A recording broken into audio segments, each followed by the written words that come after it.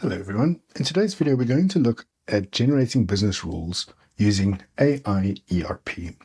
For the purposes of this one, we're going to go to Sales Orders. We'll click on Automations and Business Rules. From here we'll click Create with AI. We'll then tell AI what we want it to do. If the profit is below 20%, show an error. We'll then click Enter. That's then generated the business rule for us.